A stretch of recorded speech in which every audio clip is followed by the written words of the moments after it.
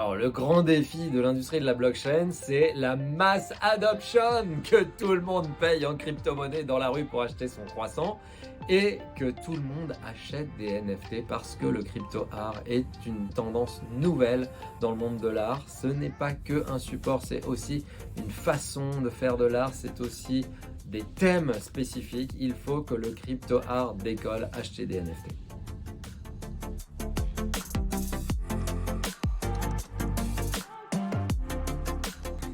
Alors les tendances récentes dans le monde NFT, j'ai l'impression qu'il y a de plus en plus de collaborations artistiques et que le crypto art se développe vraiment et que ça devient quelque chose d'important, un phénomène réel du monde de l'art.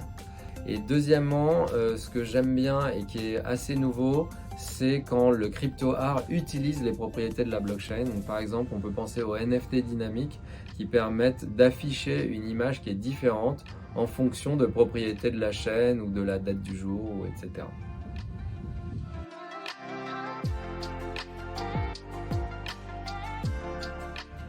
Alors moi j'ai une vision assez radicale sur la réglementation, je pense qu'elle ne devrait pas exister. Et en particulier pas sur le monde des crypto-monnaies où le régulateur est toujours assez en retard par rapport à la réalité et par rapport à ce qui devrait être fait, je pense.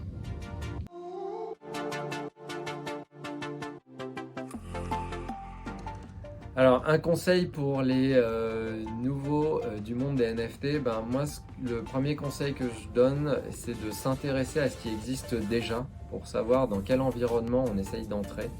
Parfois, il y a des projets qui croient être innovants qui ne le sont pas du tout. Deuxièmement, il faut essayer de suivre les VIP sur Twitter pour comprendre un peu les tendances et les débats actuels.